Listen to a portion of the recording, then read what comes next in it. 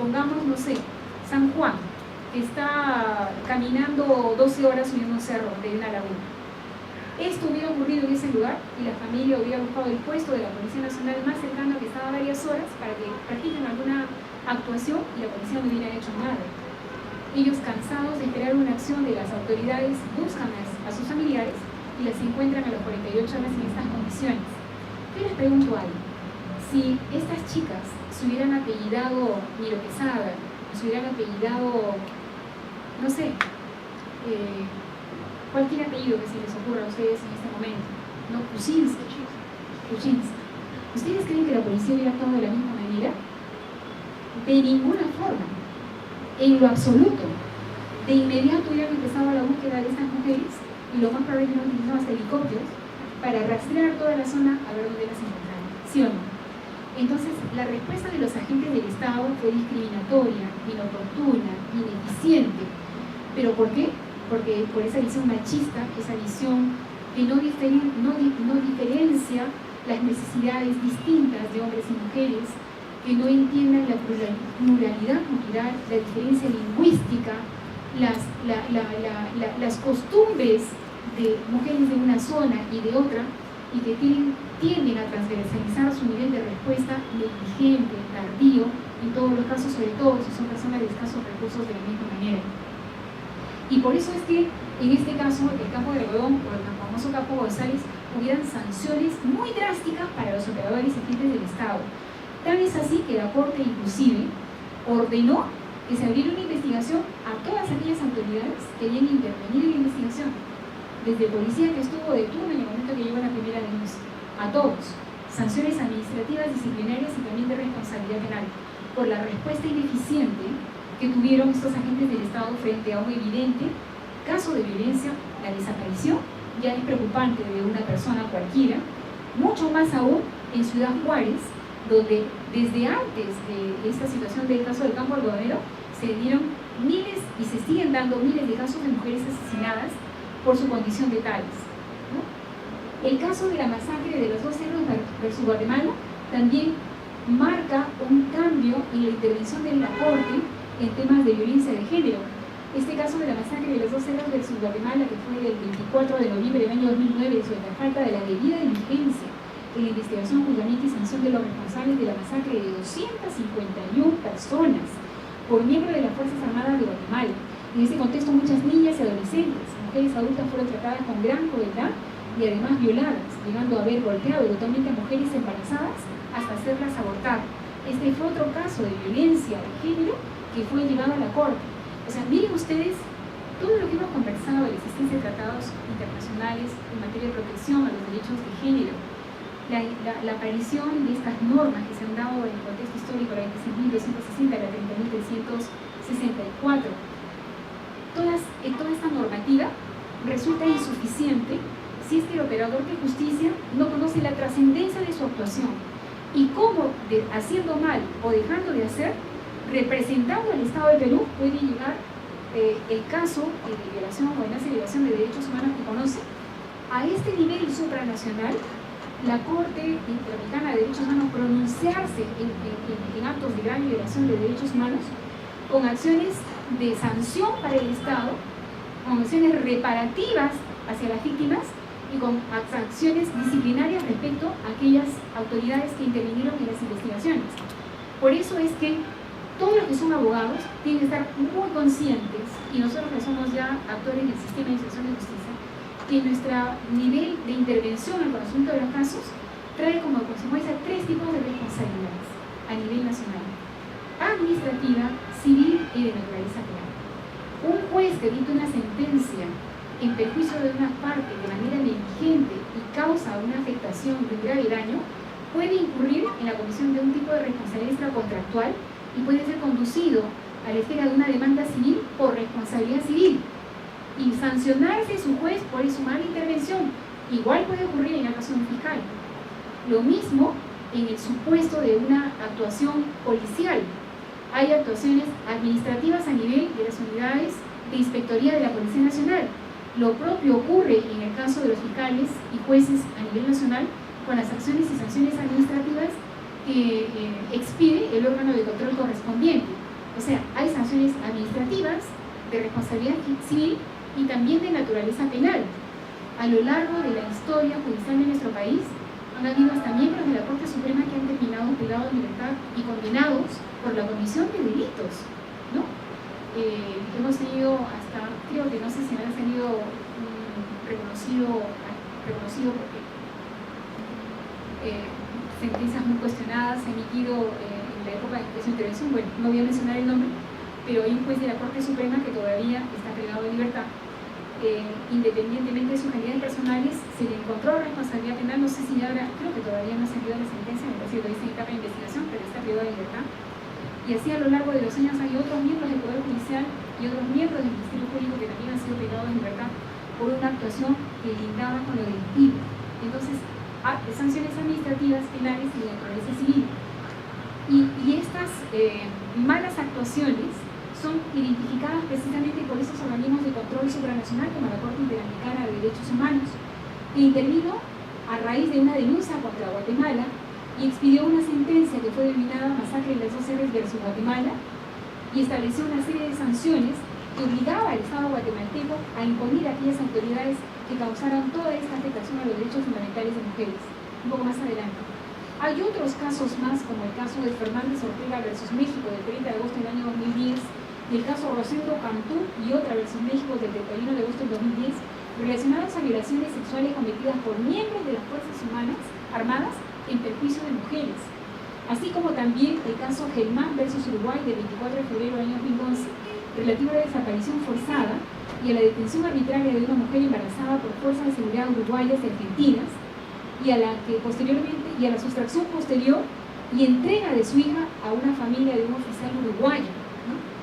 Todos estos casos, un poco más adelante por favor, han dado lugar a que la Corte establezca estándares mínimos en la intervención de los casos de violencia de género. Ya expliqué qué casos son, cuándo se dieron, ahora vamos a ver cuáles son los estándares. Y lo vamos a contrastar con la ley 30.364 para que vean que todo esto no es literatura, es lo que se está recogiendo en los cambios normativos internos para exigir una respuesta diferenciada por parte de los operadores del sistema de administración de justicia. Y quienes conocen este tema, es decir, sobre los estándares mínimos que la Corte exige y conocen esta ley, están como abogados, nosotros como fiscales, como defensores públicos, como abogados privados, en un mejor empoderamiento de la información para exigir de sus autoridades que brinden respuestas que sean eficientes y oportunas a aquellas mujeres que sean víctimas de violencia. Vamos a empezar primero con que estos estándares establecen la definición de los actos constitutivos de violencia contra la mujer. ¿Qué es lo que dice la Corte respecto a lo que se debe calificar como violencia contra la mujer? La Corte ha señalado que la violencia sexual, abortos forzados, mutilaciones y feminicidios son algunos de los actos que la Corte califica como formas de violencia basadas en género. La violencia sexual ha sido considerada por la Corte como una forma paradigmática de violencia contra las mujeres. Y esto lo dice la Corte en el caso Fernández Ortega y otros versus México. Una forma paradigmática de violencia contra las mujeres. Les pregunto algo que es muy simplón. ¿Hay más mujeres violadas o violentadas sexualmente que hombres? ¿O hay más hombres violentados sexualmente que mujeres? Mujeres. La violencia sexual en un altísimo porcentaje es femenina. Es contra las mujeres. Y más contra niñas comprendidas entre los 7 y los 12 años de edad. Y mucho más en relaciones de carácter familiar o de carácter amical o de carácter de una persona que si bien no es familia, pero sí es una persona allegada a la familia, en quien se ha depositado su confianza. Entonces, el rostro de la víctima violentada en nuestro país tiene rostro de niña y adolescente, sobre todo joven, ¿no? Este tema de entender que la violencia sexual, los abortos forzados, las mutilaciones y el feminicidio son algunos de los actos que la Corte ha calificado como violencia, no excluyen otras formas de violencia sexual que sí han sido recogidas en la ley 30.364 cuando define a la violencia sexual como acciones de naturaleza sexual que se cometen contra una persona sin su consentimiento o bajo coacción, incluyen actos que no involucran la penetración o el contacto físico alguno, ¿ya? Es decir, no exige la penetración ni el contacto físico alguno, lo que podría implicar que si se obliga a una mujer a masturbar a otra persona, eso puede ser calificado como violencia sexual. O en un tercero, en los casos de los voyeristas, eso también puede ser calificado como violencia sexual. Estas normas no encierran de manera puntual cuáles son las formas de violencia sexual. Pueden haber múltiples formas de violencia. Indica la norma también que se considera como violencia sexual. Ya hemos excluido, mejor dicho, hemos incluido la violación, pero no como única forma de violencia. La norma establece que así no se consideran como violencia sexual la exposición a material pornográfico no consentido. Obligar a la pareja a ver material pornográfico es violencia sexual. Probar que se obligó a ver material pornográfico, ese es el kit del asunto, para considerar un tema de que si se cometió o no se cometió esta vulneración del derecho a la integridad sexual de la persona, ¿no? Es un tema de probanza, pero es un tema de concebir que las formas de violencia hacia la mujer de naturaleza sexual son multicomprensivas, no se limitan simplemente a la violación sexual. Exposición a material pornográfico y que vulneran el derecho de las personas a decidir voluntariamente hacia su vida, respecto a su vida sexual o reproductiva. ¿Qué implica esto? Impedirle que use anticonceptivos de cualquier tipo también es violencia sexual en nuestro país. ¿Quién denuncia por esto? ¿Qué podría decir la mujer? ¿Me van a creer? En principio, ¿esto es violencia? ¿Me van a creer? ¿Cómo lo pruebo? ¿Cómo lo pruebo? Pero es que hay que generar pruebas, pues. Si uno quiere un resultado eficiente, tiene que generar pruebas. Si hay una consulta de esta naturaleza, ¿qué dirían ustedes como abogados? Grábalo. Grábalo. No borren los mensajes de texto que te envíen. Guarda todas las comunicaciones que te hagan en Messenger, las que ponga en Facebook privado, guarda todo. Porque todo, como hay libertad probatoria, y todo por eso utilizar como medio probatorio, y en su interpretación se tienen que ponderar todas las pruebas de manera conjunta, todo sirve para probar este tipo de violencia. ¿Usted iba a decir algo? Sí, usted decía que la mujer que tiene justamente es la ignorancia del contenido que estoy escuchando hoy. El no saber que la persona es manipulada de una manera de otra más y hacer de la fuerza lo que ella no quiere conseguir el hacer. Y el solo hecho de hacerlo porque eso quiere hacer a la otra persona o complacer a la persona, no sabe que es violencia. Así es. No se denuncia por eso, porque al final si uno lo acepta, uno sabe que es culpable. Incluso, si llega a saber que es violencia, le convence a la persona que ella también es violencia. Entonces, esas son las cosas que justamente yo también he venido acá, y también quiero apoyar a la sociedad que conozca sus derechos, que conozca la vulnerabilidad en la que se vive. Muy bien, señora. Estoy totalmente de acuerdo con usted. Y fíjese usted, esto llevado a la práctica, cuando una víctima de violencia va a una dependencia policial o va a un juzgado de familia, como el artículo 15 de la ley sobre la denuncia está redactado en los siguientes términos, la ley dice, la denuncia puede presentarse por escrito o verbalmente. Cuando se trate de una denuncia verbal, se levanta acta en el juzgado sin otra exigencia que la de suministrar una sucinta relación de los hechos. Le digo por experiencia, porque todos los días, de 10 casos, 6 son de violencia en apelación en la ley de sala. Cuando se reciben denuncias a nivel judicial, hay casos en que hemos visto denuncias de media página, de forma muy general. Mi marido me pegó ayer a las 4 de la tarde. ¿Qué le hizo? Me partió en las piernas. Ese estado del juzgado dispone que la víctima pase un reconocimiento médico legal. Se acabó la denuncia, ¿no? Entonces, con el resultado del reconocimiento médico legal, el juez lo que dicta son medidas de protección, las que a su juicio le parezcan razonables, ¿ya? Esta actuación está proscrita por esos organismos de control de las convenciones que había mencionado. Lo vamos a ver un poquito más adelante cuando veamos el tema de ley de defensa. ¿Por qué?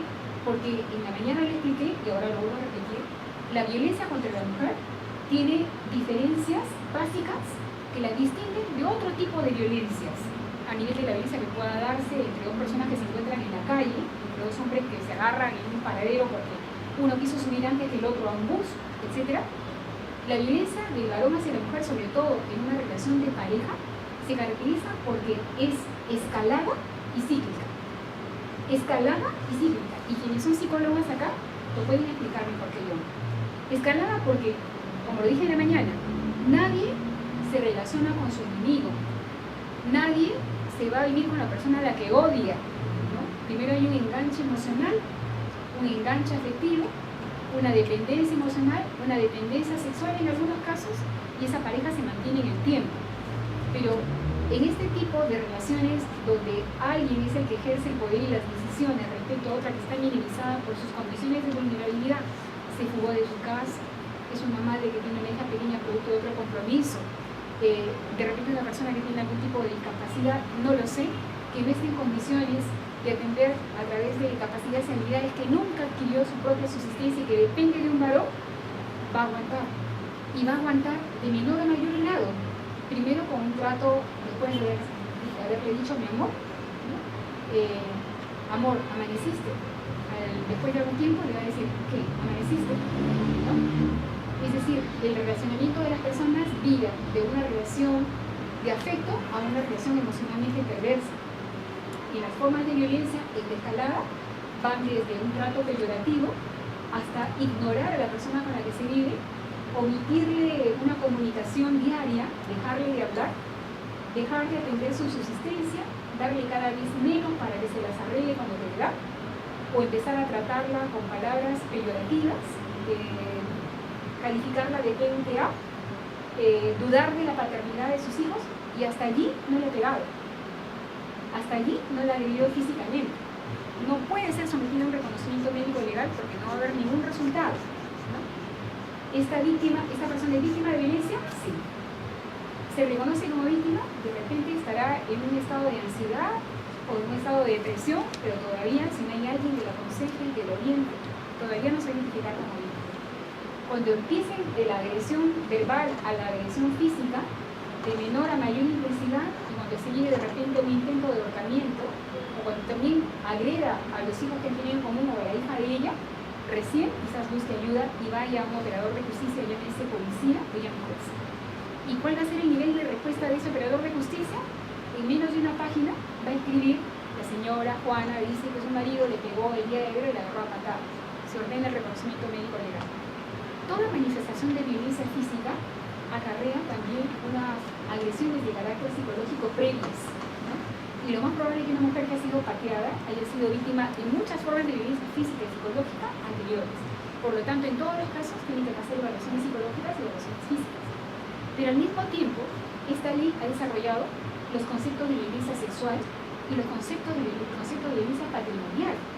El no cumplir en la medida de las capacidades del varón para la economía del hogar, si es el único que aporta económicamente la casa, en la medida que este hombre deje de dar o de menos, en la medida que este hombre abandone el hogar con hijos pequeños lactantes, todas estas manifestaciones deben ser calificadas como manifestaciones de violencia.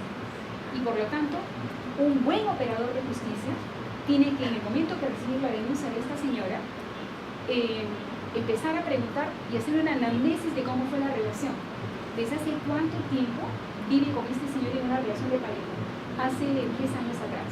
Explique usted cómo se ha dinamizado la relación con este señor. Bueno, al principio los 2 primeros años fueron muy bien, pero después empieza a contar, y en ese recuento histórico van a aparecer el concepto de la escalada y el concepto de la ciclicidad. Porque va a empezar a contar: primero me trataba así, después me hizo esto, después me agredió acá, después me botó desnuda a la calle, etc. Hay una escalada de violencia. El operador de justicia bien entrenado también tiene que preguntarle: señora, ¿y esto es de todos los días? ¿Cada tiempo se da? ¿Cómo se da esta dinámica? Bueno, yo vivo todo el tiempo a la espera que él reaccione. Ese es el ciclo de la fase de acumulación de emociones. Pero a veces, por cualquier razón, porque yo el bebé o porque la comida estuvo salada, empieza a gritar, tira las cosas, me pega, el estallido de la violencia. Y ahí es donde me amenaza de muerte. Ahí aparece, pues, en el momento del estallido de la violencia, las manifestaciones de todo tipo de violencia. Pero después de 2 días regresa a la casa y me pide perdón, ¿no? la fase de luna de miel, la fase de arrepentimiento. Entonces, yo aquí tengo como operador de justicia una típica víctima de violencia plenamente identificada, un ejercicio de poder, la escalada de violencia, la ciclicidad de violencia. Tengo una muy buena denuncia donde están apareciendo varias formas de violencia, la física, la psicológica, le impide que se cuide con la T de cobre, le impide, no quiere usar preservativos, en fin, una serie de formas que han sido consideradas como violencia sexual para esta ley.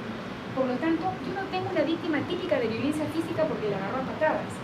A esa mujer, bien atendida, con una escucha activa, preocupada de su porvenir, una denuncia tiene que tener todo este contenido. ¿Cuánto me tengo que demorar para atender a esa mujer? Todo el tiempo que sea necesario. Porque es una víctima que puede expresarse con facilidad, y yo le he explicado previamente la fenomenología de la violencia, y he explicado en lo que consiste la violencia, y he explicado los alcances de la violencia, y qué se va a hacer durante el trámite del proceso judicial. Definitivamente voy a tener un contenido rico de la denuncia. Pero si yo como operador de justicia actúo así, si yo sé que mi servicio de justicia conforme estos estándares, en principio tengo que reconocerla como sujeto activo de derechos, y en mi condición de servidor público, para brindarle una atención eficiente, tengo que conocer el caso en detalle. No puedo conocerlo de manera superficial. Y tengo que preguntarles quiénes son testigos de estos hechos si no hay pruebas. Porque ¿qué está ocurriendo en nuestro país, queridos amigos? Que para una mujer, dentro del contexto de esta ley, pueda recibir o se puedan expedir a su favor medidas de protección y medidas cautelares, no digo todos, pero la mayor cantidad de jueces en nuestro país están exigiendo que existan resultados de reconocimiento médico legal de lesiones o de afectación emocional. Es decir, que se evidencien signos de ansiedad, de depresión, de melancolía, de intentos de suicidio, la necesidad de que en el protocolo de evaluación psicológica aparezcan recomendaciones para una terapia psicológica que le ayude a superar el drama humano que está tocando vivir esa mujer. Si yo como juez no tengo esos resultados, no le dicto medidas a esa mujer. Y lamentablemente, cuando tenemos un operador de justicia que no está calificado desde estos estándares mínimos para entender el valor de las diferencias y de una atención distinta, oportuna y eficiente, mi respuesta como operador jurídico va a ser deficiente, dejando un estado de desprotección, de mayor indefensión a una víctima que se animó a denunciar y que lamentablemente va a regresar ¿a dónde? Donde estuvo el agresor. Entonces, muchas mujeres que han pasado por el sistema de administración de justicia a través de múltiples denuncias, después han terminado asesinadas, ¿no? Y lo más importante de lo que estoy diciendo es que la actuación del operador de justicia no debe ir tanto al resultado dañoso, físico, psicológico o sexual. Yo tengo que ir como operador de justicia a ubicar cuáles son los indicadores de riesgo en los que se encuentra ubicada esa mujer. Y por eso es que esta ley ha diseñado en su estructura normativa que en todos estos casos el operador que atiende a esta mujer víctima de violencia la somete a una evaluación de indicadores de riesgo. La ley, especialmente el reglamento, viene acompañada de una hojita, una ficha de indicadores de riesgo, que es esta de acá. Por favor, si pueden pasarla de una en una para que la vean. Entonces, como psicólogas, como abogadas, del ejercicio privado o como defensores públicos, tienen que exigir que el primer operador de justicia, si es el policía, interrogue a la víctima en los parámetros de esta ficha de indicadores de riesgo para poder establecer el nivel de riesgo en el que se encuentra. Estos indicadores de riesgo se han elaborado sobre la base de la información que ha proporcionado el Observatorio de Criminalidad del Ministerio Público, porque en un estudio realizado en más de 5 años sobre feminicidio en el Perú y de casos de mujeres consideradas víctimas de feminicidio, de tentativa de feminicidio, se pudo advertir que la mayor parte de mujeres que terminaron asesinadas eran mujeres comprendidas entre los 18 y los 32 años de edad. Eran mujeres que tenían hijos pequeños, dependientes y en etapa escolar o preescolar. Eran mujeres que lamentablemente no tenían recursos materiales para obtener ingresos patrimoniales. Mejor dicho, no tenían capacidades y habilidades para generarse ingresos propios. Eran mujeres que su ámbito y su radio de acción era su propia casa. Esas mujeres fueron el mayor número de mujeres asesinadas en 5 años de historia y de análisis casuístico, tanto de feminicidio como indicadores de feminicidio. Es decir, las mujeres que son asesinadas en nuestro país por su pareja o expareja, llámese cónyuges, excónyuges, convivientes, enamorados, novios animados con derecho, amantes o lo que fuera, son mujeres jóvenes, en el mejor momento de su etapa reproductiva y con hijos pequeños, lo que trae como característica propia del feminicidio que existan víctimas directas y víctimas indirectas. Y por lo general es mayor el número de víctimas indirectas en los casos de feminicidio o tentativa de feminicidio que el propio número de víctimas directas de feminicidio o tentativa de feminicidio. ¿Me dejo entender? Entonces la mirada que tiene que tener el operador de justicia es cuando tiene un caso de violencia de una víctima de estas manifestaciones emocionalmente perversas de una relación en un ambiente familiar disfuncional, es entender que no está frente a una víctima, está frente a una víctima y detrás de ella está frente a más víctimas. Por eso, ¿quiénes son testigos de la violencia intrafamiliar? Los hijos. ¿Quiénes más? Los vecinos de la derecha y de la izquierda y detrás de la casa. ¿Ya? ¿Algún juez, algún policía se va a tomar testimonios de las personas que viven en ese radio? No es así. Le piden a la señora, traiga usted pruebas pues de que está siendo violentada. Me ha amenazado de muerte. Le he escrito por el Messenger, le ha mandado un correo electrónico, se le ha escrito en el WhatsApp. No, me lo ha dicho. ¿Cómo probarlo? Si me dio una amenaza grave, ¿cómo probamos la amenaza grave? ¿Qué medidas le dicto? Bueno, habrá que ordenar porque el señor se abstenga de cualquier manifestación de violencia, pero ordene el retiro del agresor, no. Y la señora sigue durmiendo con el enemigo. Y lo más probable es que de repente a corto plazo termine asesinándolo, ¿no? ¿Tuvo tutela jurisdiccional efectiva? No. Teniendo la oportunidad el juez de indagar más sobre este tema, no lo hace, porque no se dan abasto en el día a día del trabajo, y lo digo a nivel nacional, no por ICA ni por RIMA, sino a nivel nacional, en la atención de los casos de violencia contra la mujer. Y lo más probable es que la mujer que va a un juzgado no sea atendida por el juez, salvo en situaciones excepcionales, sino en la mayor parte de casos son atendidos por otros operadores como los asistentes de función judicial. ¿Alguno ejerce como abogado dentro del distrito? Y se ha visto involucrado en casos de esta naturaleza. Me gustaría mucho conocer su experiencia. ¿Usted, doctor? Por favor. También lo involucra a la mujer. ¿Qué es lo que pasa? De que en el caso de que cada 6 meses suceden actos de violencia por la cuestión del tráfico de bienes. Entonces, el último caso que yo tuve fue de una señora que denunció por violencia física. Entonces, desgraciadamente, la norma que usted nos ha señalado que la ficha valorativa la llena de un policía, no la llena de una persona que tiene conocimiento. Entonces, cuando se le toma su declaración y se le hace el llenado de la ficha, ella miente. La verdad que mintió, que la había pegado, pero se pasó el reconocimiento médico, en este caso la señora no tenía lesión. Lo que pasa es que el examen psicológico igualmente. Entonces, como el marido había estado detenido, o sea, él era el que había sido agredido. Entonces, cuando se da la libertad, llegó así, en el sentido de que, ¿cómo se llama?, de que le dé un reconocimiento médico, pues le dé un estudio psicológico. Entonces, pasa y sale positivo los dos. Pero ¿qué pasa? Hay una controversia entre la medicina legal y la policía. Cuando yo exigía de que el resultado pasara inmediatamente, ¿no?, a la policía, porque son 24 horas que la policía tiene para juzgado de familia. Entonces, la encargada ahí de medicina legal me dijo de que ellos no tenían, no era su obligación remitirse donde vaya el policía. Fui del policía y así se pudo remitir los exámenes. Entonces, pero ya había, entonces cuando el juez da la medida de protección, entonces en este caso la defensa que yo tenía no tenía ningún documento.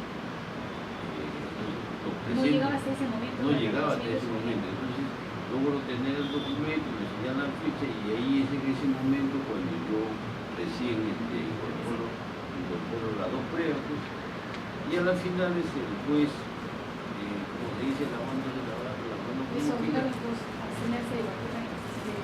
no, le dio a los dos, o sea, a las finales se apeló, ¿no? ¿Y cómo concluyó la concluyó en la sala, porque yo apelé y confirmaron, pero ahí yo he presentado, o sea, una casación, o sea, para que la Corte Suprema determine cómo se debe evaluar la ficha, o sea, en el caso que yo he tenido, porque eso es una ficha que la persona a usted le pregunta y la persona puede mentir, sí o no. Sí, pero acuérdese que la ficha tiene la naturaleza de una declaración administrativa. Claro, pero que cuando se da la medida de protección, basta esa ficha valorativa porque tiene un puntaje para que el juez, en base a ese resultado, pueda ordenar que en este caso el agresor, si es hombre, 300 metros y no puede acercarse ahí. Entonces estoy esperando ese resultado de esa casación para que se termine, ¿no? Porque es, como le digo, no es que se da en todos los casos, pero en ese caso en el que yo intervine es de Sí, y yo le agradezco mucho la intervención porque me da la oportunidad de hacer algunas, por la experiencia de trabajo, algunas reflexiones, ¿no? En medicina legal sí establecido, bueno, quienes somos abogados hemos estudiado el curso de medicina legal, sabemos que las lesiones físicas sobre todo tienen características que distinguen a las escoriaciones de los hematomas, ¿de qué más? De escoriación, equimosis, hematomas, fracturas, etc. Cada tipo de lesión tiene características singulares. Así como también se nos ha explicado que existen agresiones directas como lesiones que son típicas de defensa, ¿no? Supongamos, párese por favor y permítame su lapicero. Suelte eso que tiene en la mano. Ya. Si yo voy a querer cortarla con un cuchillo, ¿cómo se podría usted defender? Ya. Ponen las manos así, ¿no es cierto? Entonces, las lesiones que se practiquen, mire para allá, van a ser en estas zonas, ¿no? Sería la zona, bueno, en esta zona, no sé cómo explicarlo, pero los médicos legistas hablan de anterior, zona anterior, asciende, por favor. Entonces, hay agresiones que son, mejor dicho, hay lesiones que por su naturaleza y sus características pueden ser de agresión de una persona hacia otra y otras que por sus características van a ser lesiones de defensa, ¿no? Entonces, ese es un indicador para hacer una adecuada lectura del resultado de los reconocimientos médicos legales, ¿no? Un operador de justicia, llámese juez, tiene que tener mucho dominio de las diferencias sustantivas entre las equimosis, las escoriaciones, los hematomas, las fracturas, los desgarros, etc., para poder atribuir a quien alega ser víctima la cantidad de víctima. Por otro lado, la ficha de indicadores de riesgo es una exigencia legal y es una consecuencia lógica de las condiciones de vulnerabilidad en que se encuentra una mujer, porque esta es una violencia totalmente diferente a otros tipos de violencia, y ya lo dije anteriormente, el tema de la escalada, el tema de la ciclicidad, el tema del ejercicio de poder, el tema de las coyunturas estructurales que impiden a una mujer estar en igualdad de condiciones de un varón. Entonces, aquí se pregunta, ¿no? Si ha sido víctima de otras agresiones, sí. Si dice que sí, está en condiciones de mayor riesgo. Será el valor de 2, supongamos. Si dice que no, se pone 0. Si hace otra pregunta, ¿ha denunciado usted anteriormente por manifestaciones de violencia contra su pareja? Sí. Se le pone el valor, supongamos, de 2. Si dice que no, se le pone 0. Van a haber una serie de preguntas, entre ellas, que son las preguntas básicas que han salido del Observatorio de Atención del Ministerio Público, que son aquellas condiciones de mayor vulnerabilidad de una mujer frente a un varón.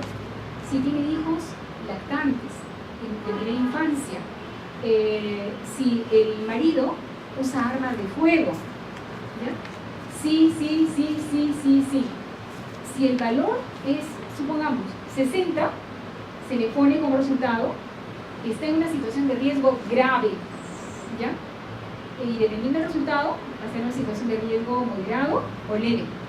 Y el nivel de respuesta jurídica, o mejor, la respuesta jurídica del operador de justicia, en este caso el juez, tiene que ser proporcional y racional a las fichas de indicadores de riesgo. Pero la ficha de indicadores de riesgo no es el único elemento y la única herramienta de la que se va a abrir el juez para dictar una medida de protección. Porque para esto tiene que tomarle primero una denuncia, y hacer una denuncia, mejor dicho, tomarle la declaración a la víctima de manera técnica para que cuando primero le pasa la ficha de indicadores de riesgo, empezar a desarrollar también la ficha de indicadores de riesgo a nivel de la entrevista y de la denuncia. Porque si acá me dice que ha denunciado varias veces al agresor por violencia contra la mujer, y yo me voy en el sistema en ICA y no aparece registrada ninguna denuncia, está mintiendo. Si me dice, mi marido porta armas de fuego, ¿no? Y el juez le pregunta, señora, ¿su marido es miembro de las Fuerzas Armadas? ¿Trabaja en una dependencia que brinda seguridad de empresas privadas? No. ¿Su marido tiene licencia para portar armas? No. Si en ese momento yo hago un registro personal o domicilio de su marido con tener arma, no sé, ¿no? Porque a veces él la porta y a veces yo no sé dónde la ha sacado, ¿no? Las respuestas que vaya dando con relación a al planteamiento que ella señaló en la ficha de indicadores de riesgo, tiene, mejor dicho, lo digo en otros términos, lo que ella declare en la ficha de indicadores de riesgo, de todas maneras, amerita que se contraste con la información que brinda durante la denuncia, porque el juez no puede ampararse simplemente en lo que ella diga o en lo que ella alegue para dictar las medidas. Es otro escenario de aquellas víctimas que llegan con una pierna fracturada, que llegan con un corte en la cara, con signo de estrangulamiento, donde hay evidencia de una lesión seria, donde hay una amenaza de muerte en un WhatsApp, donde hay un correo electrónico, donde la amenaza que va a quemar a la casa con los hijos adentro, que yo lo he visto, en amenazas de esa naturaleza. Definitivamente, el juez tiene que no solamente dejar de practicar la audiencia que está establecida en el artículo 16, sino dictar medidas de protección que sean racionales y proporcionales a la situación de altísimo riesgo en que está la mujer. Entonces, no podemos transversalizar el nivel de respuesta que va a tener el juez en todos los casos. En todos los casos el juez va a hacer audiencia. En todos los casos el juez se va a basar en la ficha de indicadores de riesgo. No. Cada caso es el caso. Y cada caso amerita una intervención distinta del juez. Pero sí, en todos los casos, corresponde que la denuncia esté bien recibida. Corresponde que no solamente se garantice el reconocimiento de los derechos de esa mujer y su libre ejercicio, sino también los de la parte denunciada. Porque ¿qué está pasando? Hay víctimas y víctimas. Hay víctimas engañosas, víctimas histriónicas, mujeres que utilizan el sistema de administración de justicia para propósitos subalternos, para generar pruebas preconstituidas para procesos judiciales donde limiten el ejercicio de la patria potestad a sus hijos. Van y denuncian con mucha ligereza que el padre, en los días de visita que tiene con la niña, la toca en sus partes íntimas. ¿Ya? Hacen esa denuncia. Y no basta una denuncia de este tipo para que todos se nos paren los pelos. Un caso de incesto, decimos. Un caso de incesto. Le toman la declaración a la niña y la niña dice, sí, pues mi papá me toca. ¿Dónde te toca? Aquí. ¿Dónde más? Aquí. ¿Y cuándo te toca? Cuando me está bañando. ¿Y cómo va a bañar un padre a una niña? Si es muy chiquita y no sabe lavarse la cabeza, no sabe limpiarse. No digo pues que tenga que tocarle a plenitud todo, pero tiene que tener un nivel de apoyo y de ayuda a una niña o a un niño para el efecto que pueda bañarse. Una denuncia que tuve, mi marido le toca las partes íntimas de mi hijo. ¿Qué edad tiene el niño? Va a cumplir 3 añitos. En el interrogatorio, en la audiencia, ¿no? Y eso lo he visto a nivel de documentario. ¿Qué sucedía? Que cuando el niño va al baño para orinar, el papá le enseña cómo tiene que orinar. ¿Y cómo le va a enseñar? Mi hijito, te tienes que agarrar así, tienes que cuidar que no te mojes tu pantalón, te puedes mojar tus zapatos, tienes que acercarte al baño, lo tienes que empujar. Entonces, si no hay un nivel de proximidad con el niño, no hay un tocamiento con el niño, otra cosa es el tocamiento libidinoso para una satisfacción de carácter sexual, que puede darse también, ¿no? Pero tendríamos que llevar la denuncia a un nivel de mayor investigación a través de una declaración del niño con la técnica de la entrevista única en cámara GESEL, para que una profesional experta vea si hay algunos indicadores de agresión sexual, porque la agresión sexual consciente de un niño genera afectación emocional. No hay afectación emocional, el niño cuando cuenta en la declaración en cámara GESE, dice que su papá lo toca en sus partes íntimas cuando lo lleva al baño para orinar, para enseñarle cómo tiene que orinar. ¿Qué tenemos que deducir? O que es una falsa denuncia que está orientada a limitar el ejercicio de la patria potestad, o esta señora ve la malicia en todo, ve la malicia en todo. Y hay que tener mucho cuidado porque estas denuncias, no solamente practicadas con un espíritu de venganza o ánimo de venganza, causan muchísimo daño al relacionamiento del niño con el padre, y no solamente a eso, sino que impiden el ejercicio de la patria potestad como deber derecho de un padre que ha reconocido a los hijos. Lo vamos a dejar ahí porque tenemos ya un break y volvemos nuevamente con este tema.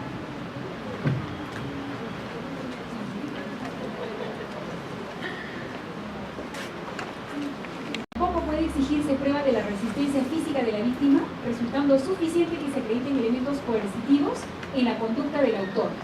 Esto lo dijo la Corte en el famoso caso Fernández Ortega y otros versus México.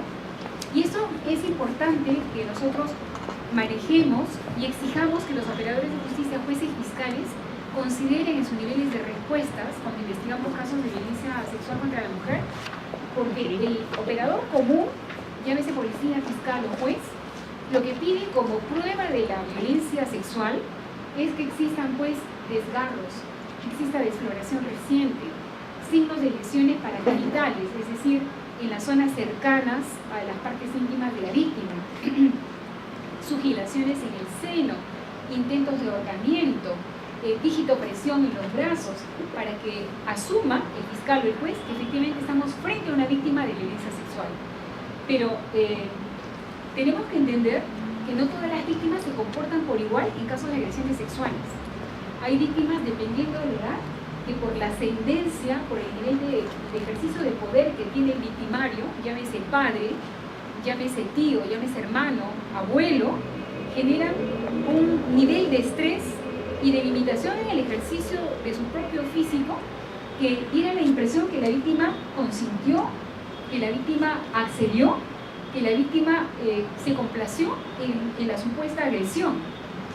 El 90% de las sentencias que expide el Poder Judicial en materia de abuso sexual de mujeres, llámese niñas, adolescentes o personas adultas, son sentencias absolutorias, ¿no? Y no lo digo yo, sino lo dice el propio doctor César San Martín Castro cuando en una entrevista periodística le pregunta sobre la problemática de la violencia sexual en el Perú. El 90% de los casos de sentencia por abuso sexual en nuestro país son sentencias absolutorias. Es que es materialmente imposible probar la violación sexual en nuestros días a víctimas mujeres.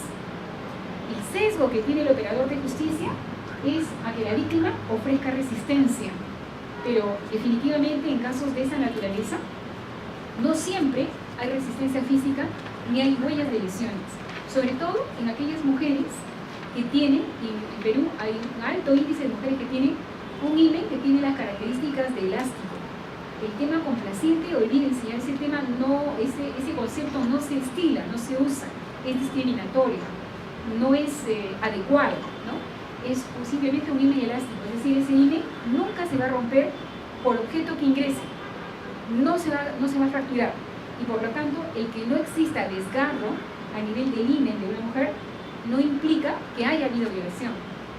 Por eso es que se usa la técnica del colposcopio, mejor dicho, es un instrumento que ayuda a poder determinar la dirección de los desgarros internos o de las lesiones internas en el canal uterino de la mujer, ¿no? En la zona del conducto hacia el útero, la zona vaginal hacia el conducto, en toda la zona del conducto uterino, para ver si ha habido introducción de algún objeto que haya generado fricción interna. O sea, lo que no se puede advertir a nivel visual en el examen genital se puede observar con la introducción del colposcopio. Lamentablemente, en no todas las unidades de medicina legal a nivel nacional tenemos estos instrumentos médico-legales para poder ver la dinámica tanto a nivel del ano como a nivel de la zona del canal vaginal, si es canal vaginal, no ventral, sino canal vaginal, para ver si es que ha habido la introducción de algún objeto. Miren, y eso es tan importante porque podría hacer caso que un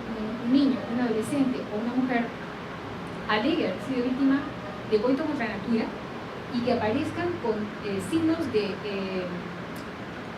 uno es desgarro y el otro es desfloración y desgarros, ¿no? Desfloración en la zona vaginal, desgarros en la zona anal. Pero no porque existan desgarros significa que ha habido la introducción de un objeto, que puede ser un pene, puede ser cualquier elemento contundente. Algunos supuestos de gravísimas constreñimientos intestinales, lo que le llamamos nosotros, ¿cómo se llama? El constreñimiento intestinal, el nombre del constreñimiento intestinal es estreñimiento. Casos de estreñimiento agudo también provocan desgarros en la zona anal, ¿no? Entonces, si hay un examen de esta naturaleza, no necesariamente el desgarro está asociado a la violación. Por eso es importante que se inste a la autoridad médico-legal que se hagan exámenes muy técnicos para ver si ha habido un ingreso por la zona anal o una salida por la zona anal que ha originado el desgarro, ¿no? Y lo propio, en el caso de un himen que tenga la característica de elástico, hay que utilizar un colposcopio para ver si ha habido fricción en la zona del canal vaginal. Bueno, pero ya la Corte Suprema, en un acuerdo plenario, ha establecido ciertos estándares y parámetros que los operadores de justicia tienen que considerar para el efecto de ponderar la declaración del único testigo de un crimen en los casos de violación sexual. En principio tiene que ser una declaración uniforme en las instancias en las que sea interrogada, coherente en las instancias en que sea interrogada, y además que no exista ninguna razón que justifique un ánimo de venganza para la denuncia. Complicado, ¿no? Complicado. Pero son parámetros mínimos que desde otros organismos supranacionales como la Corte Europea se han establecido en sentencias y que han sido incorporadas en este acuerdo plenario de la Corte Suprema para que los operadores de justicia, fiscales y jueces tengan en consideración en el momento que ponderan finalmente la evaluación, mejor dicho, ponderan los medios de prueba que se han actuado en caso de violación sexual. Entonces, ¿qué se debe considerar para el efecto de probar un delito de naturaleza sexual contra una mujer, una niña o una adolescente mujer? Tener en cuenta estas exigencias a nivel del valor de la declaración de la víctima como único testigo del crimen, ponderar el reconocimiento médico legal, un reconocimiento médico legal hecho por especialistas de manera adecuada.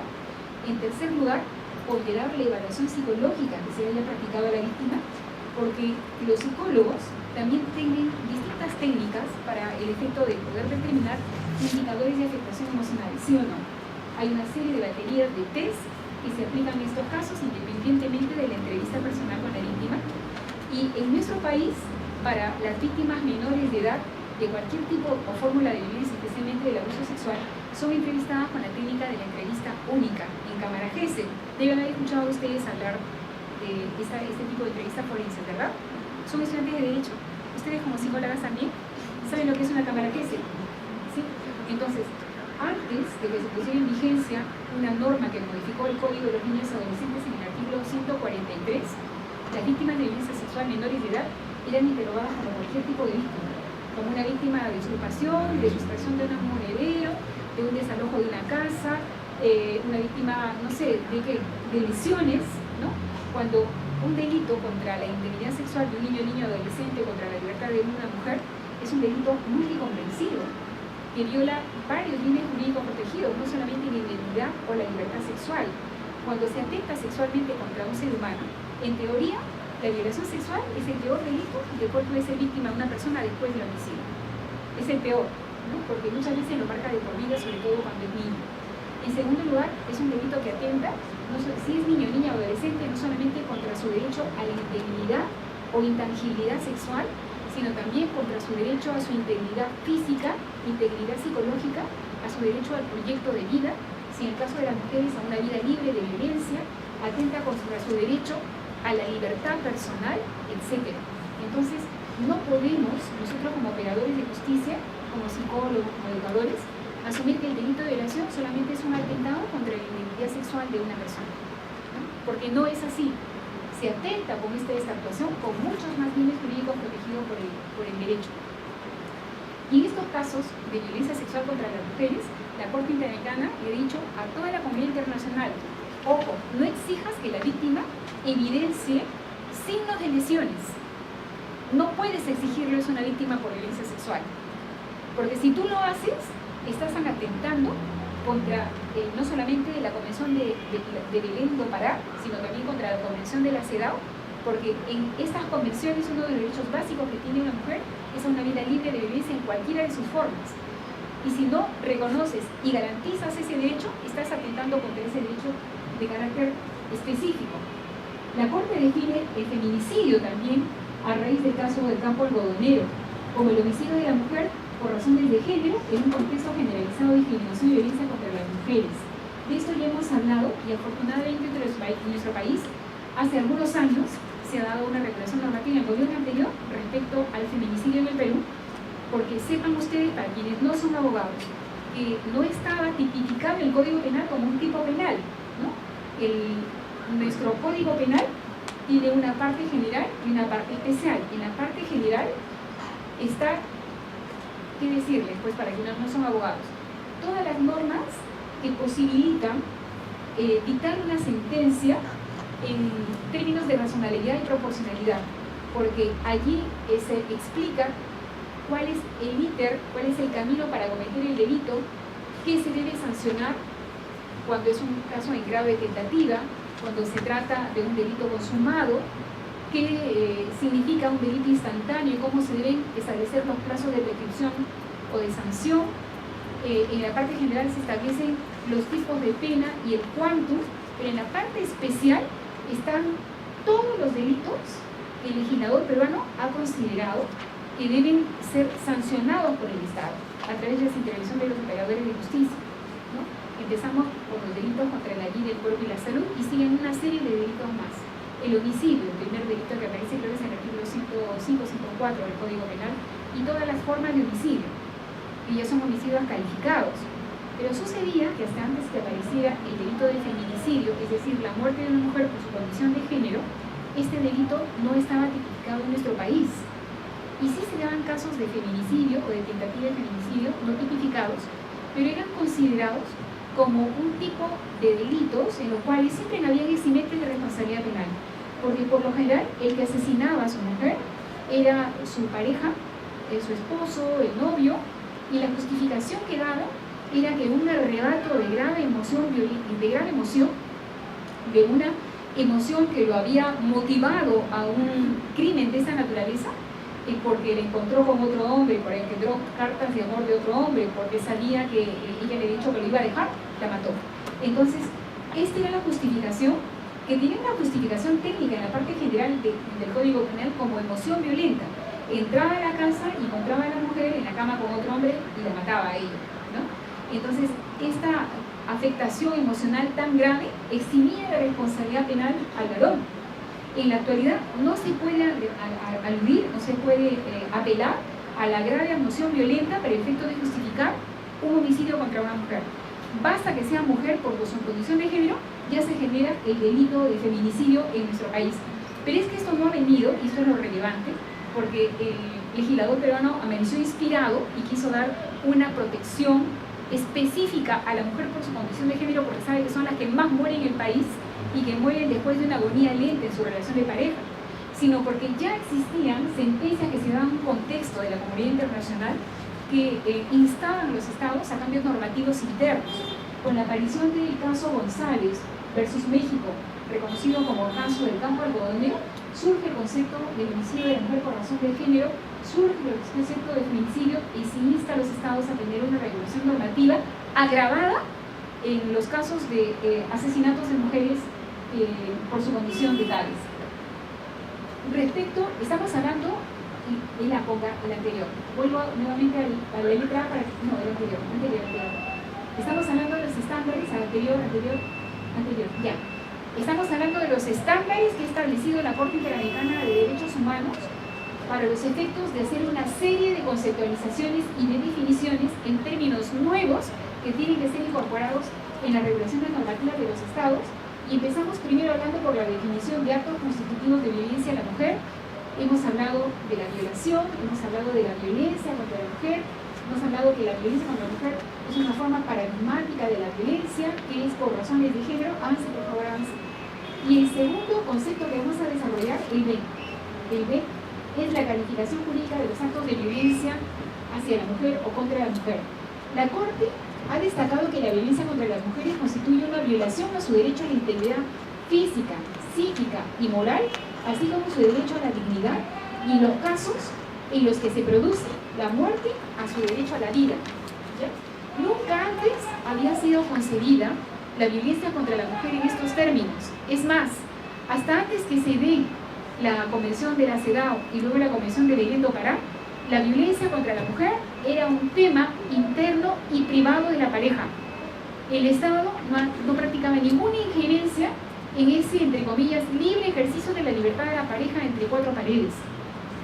A lo mucho se podía sancionar a un varón por una falta contra la persona en un juzgado de paz, pero no llevar a un varón a una instancia de otro nivel para una sanción o una respuesta jurídico-penal porque le pegaba a la esposa, le pegaba al enamorado, le pegaba a la novia.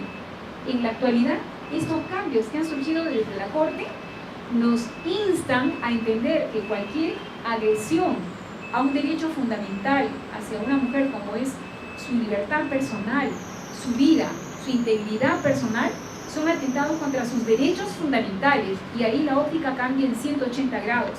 Y por esa razón, en este tipo de procesos no cabe el abandono, no cabe el allanamiento, no cabe el desistimiento de la denuncia, porque existe un principio que está establecido en la Convención de Belén do Pará, que es el principio de debida diligencia, que exige como criterio de interpretación que en todas estas situaciones el operador de justicia trabaje de oficio, a instancia de la propia entidad.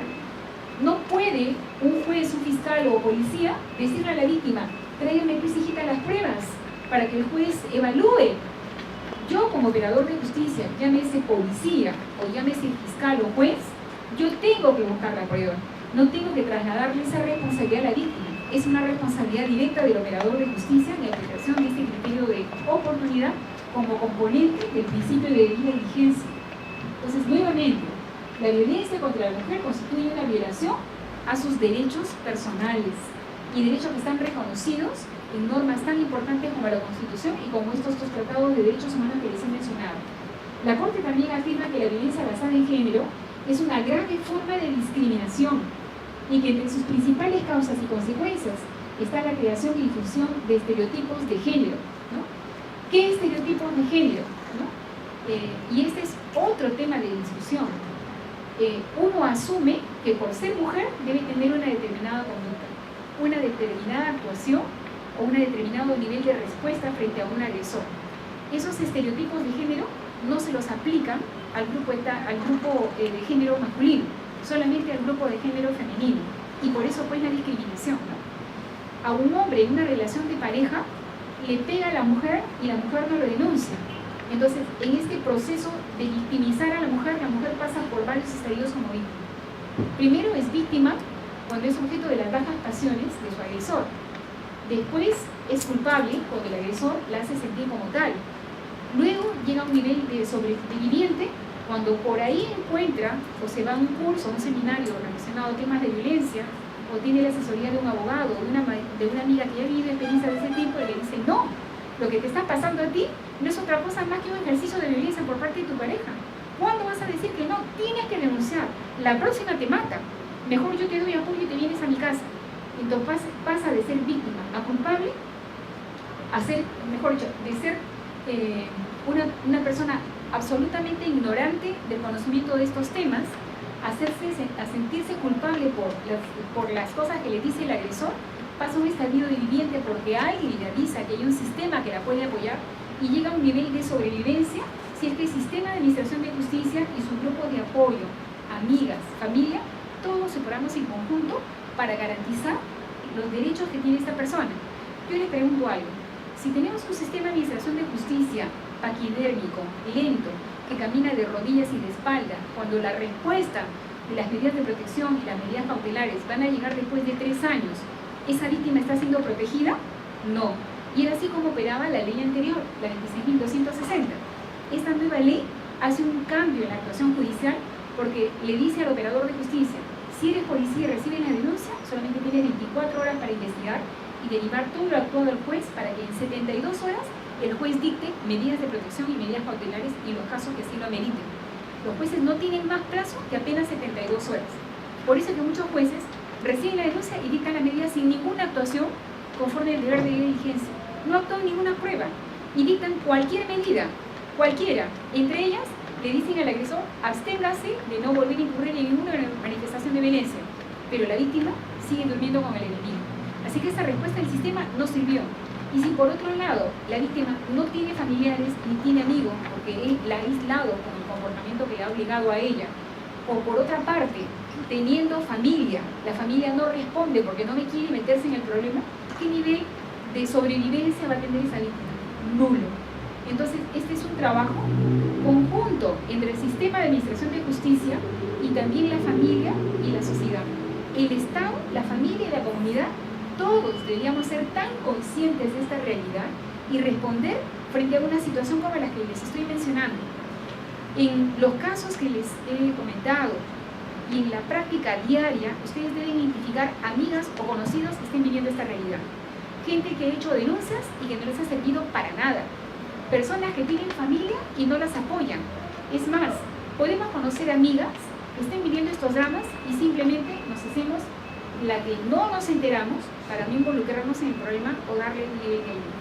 Y luego estas mujeres terminan siendo víctimas de tentativa de femicidio o feminicidio, porque en la medida que el agresor vea mayor desempoderamiento, mayor nivel de agresión va a tener con la víctima y puede llegar terminando en el caso de un feminicidio.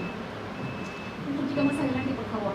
Dentro de este marco de la calificación jurídica que hace la Corte respecto al tema de violencia, la Corte también consideró en un primer momento que resultaba una condición indispensable para calificar un acto de tortura que haya sido perpetrado por un agente del Estado y con la tolerancia del agente del Estado, llámese policía, llámese juez, es decir, el juez, el fiscal, todo el mundo sabe que está ocurriendo una violación de un derecho fundamental contra una mujer a través de una manifestación de violencia y lo que hacen es nulo o lo que hacen no sirve para nada, ¿no? Pero la Corte, que ha sido integrada en el tiempo por distintos magistrados de reconocido prestigio a nivel internacional en defensa de los derechos de las personas, en un primer momento dijo que era una condición indispensable para calificar un acto de tortura como que hubiera sido practicado por un operador del Estado, ¿no? Hubiera sido practicado, hubiera sido permitido por un operador del Estado. Pero, y los cambios que ha tenido la Corte, en estos momentos ya me interesa que sea un agente del Estado el que practique o posibilite los actos de grave violencia calificados como tortura, ¿no? La jueza Cecilia Medina Quiroga, una reconocida jurista, cuando integró la Corte Interamericana, en un voto discordante en la sentencia del campo algodonero, por ejemplo, señaló que no interesa que el acto hubiera sido perpetrado por un agente del Estado como un policía o con la tolerancia de ese agente del Estado, sino la severidad del sufrimiento físico y psíquico causado a la víctima, garantizando así mayor protección a los derechos humanos de aquella. Así que la tortura, por el nivel de violencia que se emplea, no es tortura porque sea un policía el que practica la tortura o permite que se practique la tortura, sino por el nivel de violencia. No interesa quién la practique.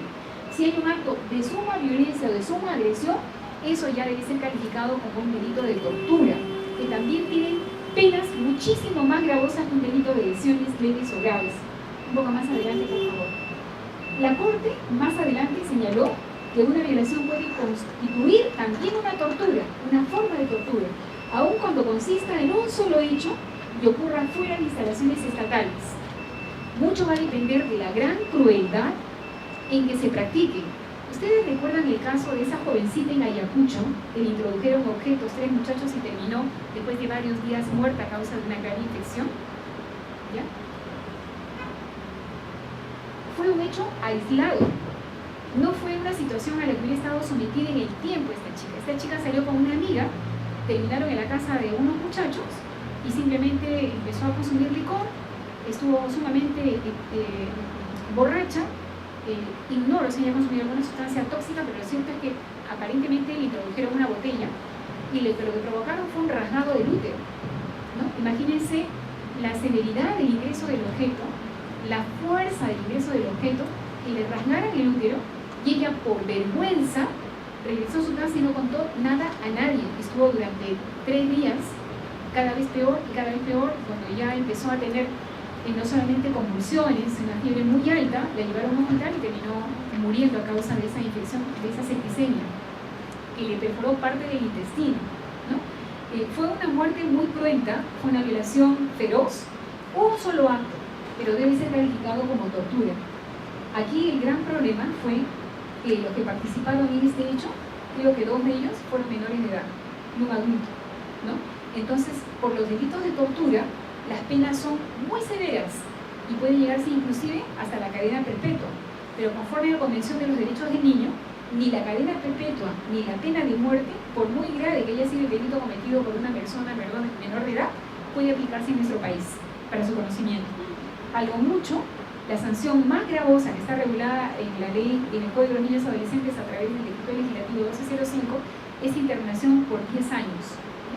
Que tampoco es poca cosa, porque el tiempo para las personas menores de edad tiene una acepción distinta a la nuestra, ¿no? Nosotros, mientras cada vez más edad tenemos, sentimos que el día se nos va así. Amanecimos y ya es de noche. Pasan los años, mío, ¿cómo se fue el 2017? Ya estamos a 27 de enero, me parece mentira ayer nomás le di el abrazo de año nuevo a mi esposo, ¿no? Y el tiempo se nos va así. Mi papá me dice que tiene 80, va a cumplir 81 años. Más pasa el tiempo, más rápido se va la vida, ¿no? Cuando uno es niño, ni siquiera usa reloj. Cuando se es adolescente, los chicos salen a la calle a hacer hora. Se van a la calle a hacer hora porque el día es una eternidad, ¿ya? Entonces, priven a un adolescente a partir de los 16 años, de 10 años de su vida. Es un poco más de la mitad de sus días, ¿no? Más de la mitad de sus días. Si tiene 16 y le imponen 10, es más de esos 8 años que la mitad de su vida. Más de la mitad de su vida privada de libertad. Y lo peor que existe ahora en nuestro país es que si adquieren la mayoría de edad, por ley, van a ser trasladados a un centro penitenciario para adultos imputados. Y en Lima los están trasladando a Piedras Gordas. Entonces, si antes se obtenía una maestría pasando por Maranguita, hasta ahora se obtiene un doctorado cuando uno va a Piedras Gordas.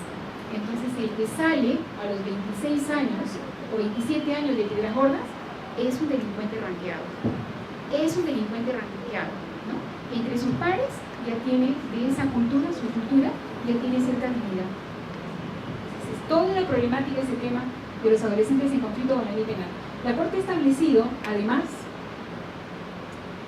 ¿es 7:20 o es para las 8? Sí, ¿perdón? 7:20. Ya, seguimos. La Corte ha establecido que el sufrimiento severo de la víctima que caracteriza los actos de tortura es inherente a la violación sexual, aun cuando no existe evidencia de lesiones o enfermedades físicas transmisibles, como por ejemplo, nadie está exento que en una violación, en una agresión de naturaleza sexual, pueda ser contaminado o infectado por enfermedades venéreas, ¿no? Y si la persona que tenía esa enfermedad era consciente de su enfermedad, ¿en qué otro delito incurre? O sea, no solamente estamos ya conociendo un delito contra la libertad sexual de una persona adulta, contra la integridad sexual de una persona menor de edad, sino un delito contra la salud. Está diseminando enfermedades, siendo consciente que al momento de tener ese tipo de contacto puede contagiar, no sé, un VIH, puede contagiar una gonorrea, una sífilis y otras enfermedades de transmisión sexual. En otros países, cuando una víctima de violación es atendida por el sistema de medicina legal, lo primero que le aplica para evitar cualquier situación son retrovirales. Y al mismo tiempo le dan la pastilla del día siguiente y un kit para una higiene inmediata luego del examen, ¿no? Aquí no tengo conocimiento que se dé ese tipo de apoyo a la víctima y lo más probable es que el policía le diga no te laves hasta que te dé el médico legista. En el momento que después de haber médico legista, señora, se puede lavar, listo, te pueden lavar, ¿no? ¿Ustedes se imaginan lo que siente ese niño, esa niña, esa mujer en esas horas? Yo tuve la oportunidad, por mi trabajo como fiscal penal, de ver un caso de una niñita muy pequeña que fue agredida sexualmente por su primo hermano, un muchacho que estaba postulando a la escuela naval, de 17 años. Eran 3 hermanas, madres solteras que vivían con la madre de ellas, una familia endogámica, y cada una de las hijas tenía 1 o 2 hijos, y todos vivían en la misma casa. Entonces, la hermana mayor tenía un hijo hijo de 17 y las otras hermanas tenían hijos más pequeños. Entonces, la niñita de 7 años, en el colegio, le estaba yendo mal. Paraba abstraída, comiéndose las uñas, perdida, no socializaba con las amigas. ¿Y quién cree que se lo tiene? La profesora. O sea, si es una profesora aguda, una profesora que quiere a sus alumnos, se da cuenta cómo es Juanita, cómo es Marita, y si no está actuando Marita como siempre actúa, ¿qué pasijita que tienes? ¿No? ¿Por qué estás viviendo cochinita? Tú te venías bien limpia, ¿qué te ha pasado? Mi padre se separaron, mi mamá nos ha dejado, y se entera de la historia de la niña. Y empieza a preguntarle a esta niña qué era lo que había pasado. Y no le hablaba, y no le decía, y no le decía, hasta que empieza a sospechar que algo grave le estaba pasando. Y como ella es mujer, como nosotras, casada, con hijos, asumió, de repente le está tocando, le está haciendo algo, y de frente, a ti te está pasando esto, y empezó a llorar. Entonces las lágrimas de esa niña le dieron la respuesta. Eso era lo que le estaba pasando. Entonces la calmó, cuando se calmó, le dijo, es mi primo hermano, me hace esto, lo otro, y me ha amenazado que me va a matar. Y que si yo digo algo, se lo va a hacer a mis hermanos. Una niña, pues, una chiquita tendría, yo calculo más de 9 años, ¿no? Chiquita, una niñita. Y esta profesora, que era una madre realmente como actuó, a la chica se le llevó inmediatamente a la dependencia policial. No pasó por la casa. ¿Por qué no le avisó a la mamá? ¿Por qué no le avisó a la abuelita? Porque el agresor estaba en la casa. Y asumió que si iba y le decía a la mamá, a la niñita lo más probable es que no la llevara a hacer la respectiva denuncia. Entonces la profesora la llevó. Yo estaba de turno con el fiscal de familia, la niña de aquella época, y me llamaron a la dependencia policial. Antes tomábamos las declaraciones en dependencia policiales, no había cámara GESE. Y la chiquita no quería hablar, no quería decir nada. Estaba la profesora, estaba la mamá, estaba la abuela, estaban las otras hermanas, estaban los primitos, no estaba el agresor, el único que no estaba el agresor. Y la chiquita no hablaba, y no hablaba, y no hablaba, y no hablaba, callada. Ya se le había tomado la declaración a la profesora, pero si no teníamos la declaración de la niña, no teníamos nada. Pasar el reconocimiento médico legal tampoco nos ayudaba como evidencia. En esa época todavía no había exámenes de ADN que el Ministerio Público hiciera por costo del Ministerio Público. Había el laboratorio Biolix, pero era una barbaridad de dinero que costaba una prueba biológica de ese tipo, ¿no? Si ahora está alrededor de 1.700 soles, antes estaría por $1.700 o $2.000. ¿Quién lo pagaba? Sobre todo en familias que no tenían recursos. Entonces, ya por la experiencia de trabajo, ¿no? Estando ella, yo y el efectivo policial, empecé a contar que yo tenía una niña que se llamaba igual que ella y que no me gustaría que a mi hija le pasara lo que había pasado a ella y que tampoco me gustaría que le ocurriera lo propio a sus otros hermanitos y a sus primos, y que mi función era simplemente garantizar que esto no se volviera a repetir y hablarle pues en un lenguaje mirándole a los ojos, cogiéndole la manito, y de un momento a otro la chiquita estalló en llanto. Pero créanme, que por más experiencia que tuve en la atención de estos casos, se me hizo un nudo en la garganta porque la chiquita empezó a llorar con mocos y babas, o sea, estalló en una crisis la chiquita, en una crisis. Y cuando estalló en una crisis, la mamá, que no aceptaba lo que estaba sucediendo, porque para todo esto, los ambientes de la comisaría no eran muy grandes, y yo escuchaba que la abuela que estaba en un ambiente le decía, no puede ser posible, fulanito no lo puede hacer, ella es muy idiática, ¿no? Siempre ha tenido una gran imaginación, seguramente que lo habré visto en una novela, ¿no? Y quiere ser la protagonista, la abuela. Y la madre del muchacho, sí, mamá, porque yo me he dado cuenta, ella es muy mentirosa, ¿no? Y la chiquita en el otro lado. Por más que los tratamos de alejar, que se fueran afuera, ellas estaban en crisis tratando de justificar que no había ocurrido, pero un llanto de este tipo es a confesión de parte, relevo de pruebas. Realmente es muy difícil encontrar una gran actriz de 9 años que genere un cuadro dramático de esas características. Entonces, el llanto de esa niña me hizo asumir definitivamente que era cierto, ¿no? Se calmó, se tranquilizó y empezamos desde el principio. ¿Desde cuándo? ¿Cómo? ¿En qué circunstancias? ¿Qué te decía? ¿Cómo te amenazaba? Porque el interrogatorio de una víctima por violencia sexual, dependiendo de la edad, son las preguntas que se pueden practicar. Pregúntenle a un niño víctima de agresión sexual de 4 años para que diga usted en qué circunstancias ocurrió tal hecho, el suceso en tal fecha. No le entiende nada.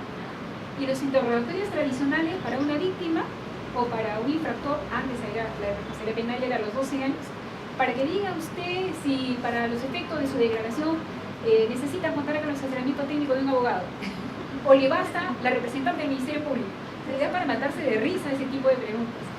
En las víctimas de abuso sexual ocurría que teníamos que empezar a entrenarnos con esta técnica de declaraciones más amigables, ¿no? Evitando no interrogatorios en una entrevista. Luego ya todo eso mejoró cuando se protocolizó la entrevista única a través de la cámara juez, ¿no? Pero en esa época le tomamos la declaración de esa niña. Entonces, esta niñita no tenía ningún signo de violencia física. Lo único que tenía, y aparentemente esto es lo que también le estaba citando ella, era una gran inflamación genital en su parte sí. Estaba inflamada, tiene un nombre, ahorita no lo recuerdo, estaba con un problema de inflamación que no era propia de una niña de esa edad, ¿no? Y lo que estamos hablando aquí, ¿dónde estamos?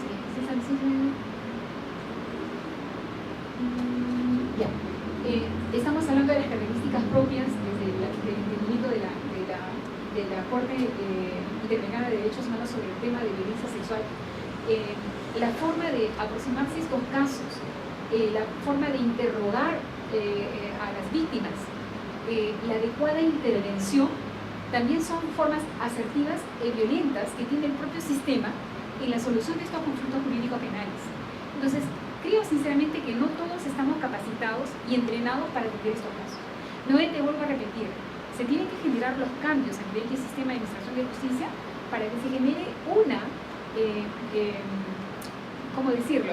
Así como existen sistemas especializados para el lado adoptivo, tráfico de drogas, terrorismo, criminalidad organizada, se tiene que dar una muy especializada para la atención de casos de violencia sobre grupos poblacionales, especialmente niños, niñas, adolescentes y mujeres, ¿no?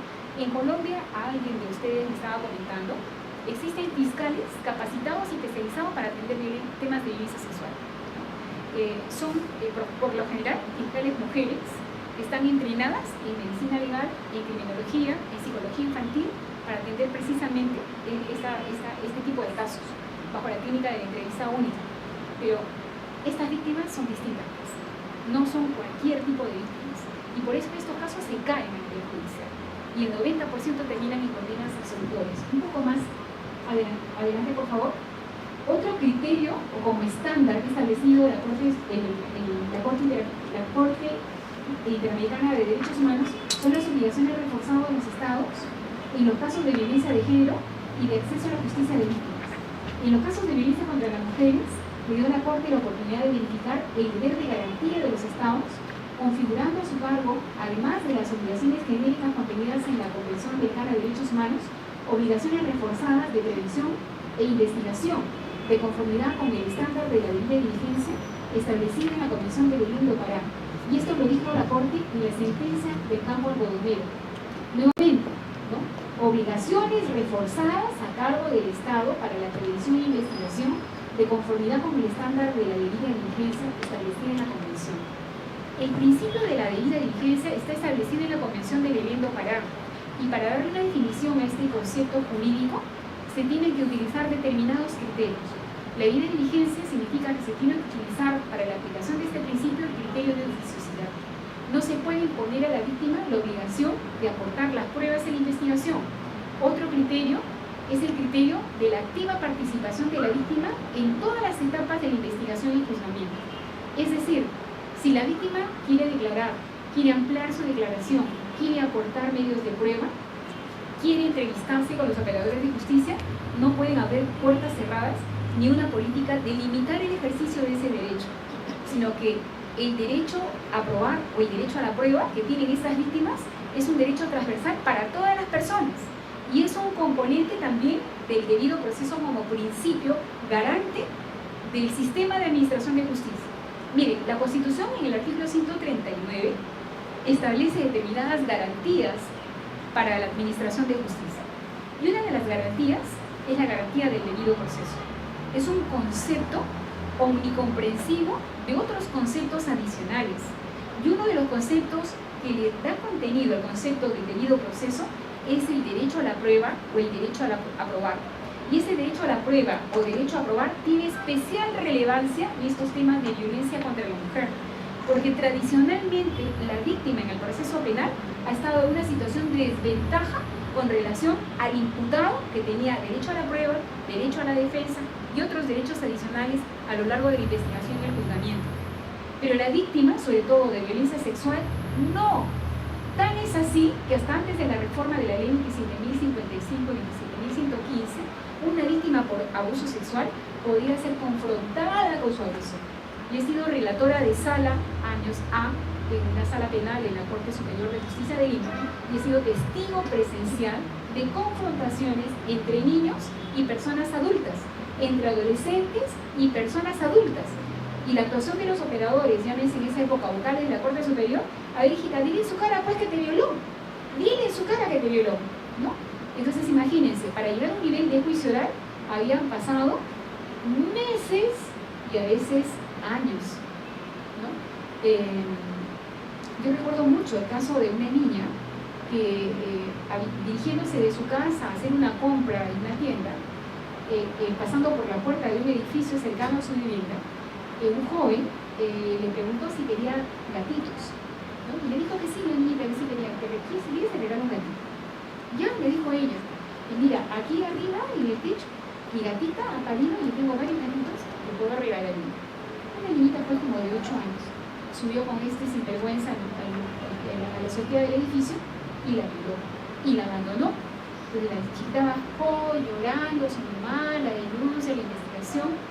Y un día, nunca me voy a olvidar de ese caso, la niña y su mamá estaban, si ustedes se ubican en la avenida Bancay con la avenida Emancipación, está Iraoka, ¿no? Entonces estaban viendo los artefactos eléctricos que se estaban exhibiendo, la niña y la mamá, y ella ve reflejada en la pantalla de la mampara la figura de un hombre, y le dice a su mamá, él es el que estás viendo allí, él me violó. Entonces la señora subrepticiamente se ha alejado y al primer policía que encontró ahí lo agarró y le dijo, mi hija ha sido violada por ese hombre que está ahí, el policía lo detuvo. Para llegar a juicio oral habría pasado alrededor de 3 años, porque este caso lo di 2 veces en juicio oral. El primer juicio oral, donde la confrontaron a la niña con este señor, cuando él interpuso recurso de nulidad, se declaró nulo el juicio en la Corte Suprema y volvió para nuevo juicio. En el segundo juicio se volvió a confrontar a la niña con este señor y la niña ya tenía dudas existenciales si era él o no era él, y es más, la niña hasta se reía, pero era una risa nerviosa. Ya la niña no tenía 8 años, tenía 11 años.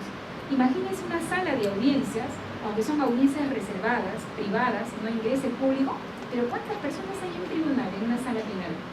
Está el relator, está la secretaria, los asistentes, los vocales, está el defensor público, está el representante del Ministerio Público y todo el mundo le está mirando a la violada. En esa época, además del agresor, en esa época no solamente se confrontaba a la víctima con el agresor, sino habían diligencias de reconstrucción de los hechos. ¿Se dan cuenta?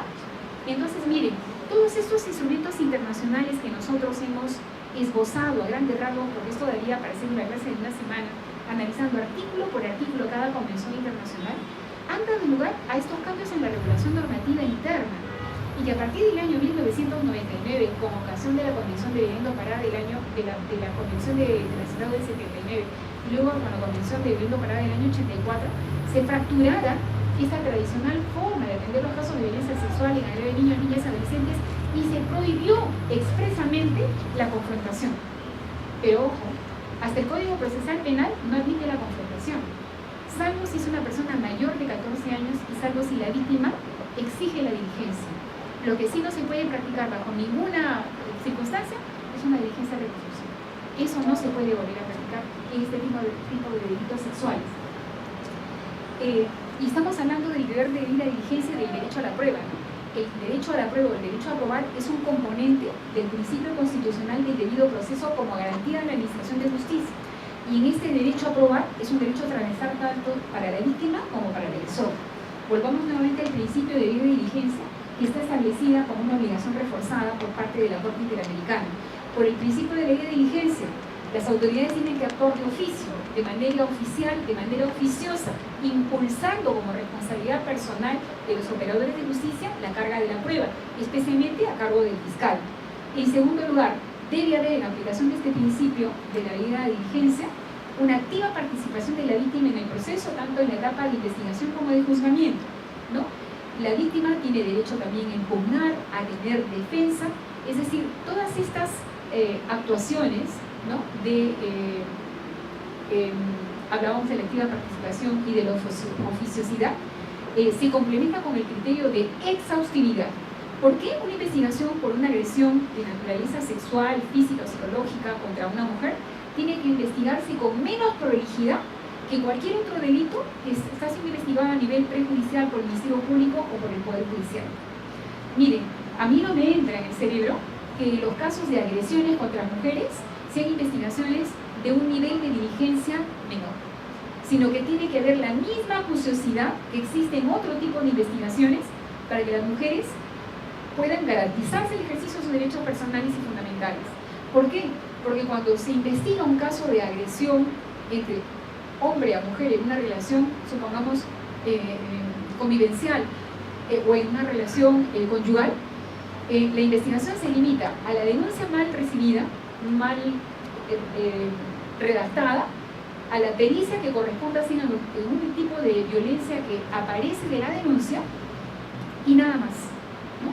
Pero si ustedes hacen una investigación porque en una discoteca un muchacho cogió una botella y le rompió la botella en la cabeza de otro y resulta con una grave lesión en el rostro, en estos casos, sobre todo si tienen defensa, independientemente de la declaración de agresor y de víctima, las declaraciones testimoniales, se visualizan los videos del lugar de los hechos, se reciben como pruebas aquellas fotografías que se hubieran tomado por parte de los testigos del lugar, etc. Reconocimiento médico legal, de repente una pericia psicológica para ver si va a haber una afectación emocional con relación a la denuncia, a la agresión física, etcétera, etcétera. Pero ¿por qué una denuncia contra la mujer tiene que ser recibida y tramitada como si fueran casos de nimia gravedad o de bajísima importancia?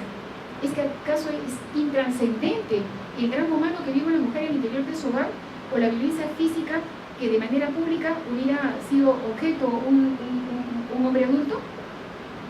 Por eso es que este principio de la ley de diligencia exige a los operadores de justicia a través de la Corte Interamericana. La Corte dice: tú, operador de justicia, fiscal, juez, policía, abogado, defensor público, y todos, absolutamente todos, debemos orientar nuestra actuación a que se reconozca a la víctima, que en un proceso y una investigación se actúe de manera de oficio, que esta tenga activa participación y que haya una investigación exhaustiva. Cuando no se logran estos estándares, estos procesos judiciales que pueden decaer en una absolución, pueden ser llevados a una revisión a nivel de la Corte Interamericana de Derechos Humanos y sancionado el Estado y los operadores de justicia que intervinieron en esa causa judicial. Pues es tan importante que tengamos todos muy en claro los niveles de control de la actuación de los operadores de los estados para que no solamente reconozcan la existencia de estos estándares, sino los pongan en práctica en su propia actuación. Un poco más adelante, por favor. Ya nos faltan unos pocos minutos. Hay otro tema con relación al deber de prevenir, ¿no? Conforme a este deber de prevención, la Corte ha señalado que los estados deben contar con un adecuado marco jurídico de protección y una aplicación efectiva del mismo. Es decir, no basta que tengamos código penal, no basta que tengamos una ley para prevenir, sancionar y erradicación de la mujer, la violencia hacia las mujeres integrantes del grupo familiar. Tenemos el marco jurídico, pero necesitamos una efectiva aplicación de este marco jurídico, desde estos estándares mínimos que establece la Corte Interamericana. La estrategia de prevención también debe atender los factores de riesgo y fortalecer las instituciones que proporcionen respuestas efectivas para la prevención. Cuando hablamos de prevención en una etapa de atención, estamos hablando de una víctima que ha tenido que salir huyendo de su casa, que no tiene ningún lugar donde pueda irse en compañía de su familia con lo que tiene puesta. Entonces, ¿cuál debería ser la función, no solamente del sistema de administración de justicia, sino de aquellas entidades de apoyo social que complementan la actuación de los operadores de justicia? Hablemos del Ministerio de la Mujer y Poblaciones Vulnerables. Contar con casas de refugio a nivel nacional que tengan condiciones mínimas de dignidad para cautelar que estas mujeres no vuelvan a ser agredidas, que estas mujeres puedan ser atendidas, que estas mujeres reciban atención terapéutica, psicológica, empoderamiento, adquisición de capacidades y habilidades para la vida. ¿De qué nos basta tener un marco normativo cuando como fiscal o como juez, sobre todo como juez, no tengo dónde poner a esa mujer? La familia de ella no la quiere recibir por temor al agresor. La familia del agresor, peor. No tiene una amiga que le tienda la mano, no tiene absolutamente ni al perrito que le ladre. ¿Qué hacemos con esa mujer y con sus hijos a las 2, 3 de la mañana? Por Dios. Entonces no basta en esta función de prevención tener normas, sino que éstas sean realmente efectivas y tener espacios dignos donde estas mujeres puedan sentir que están garantizados sus derechos. Confiar en la Corte y la atribución de responsabilidad de los Estados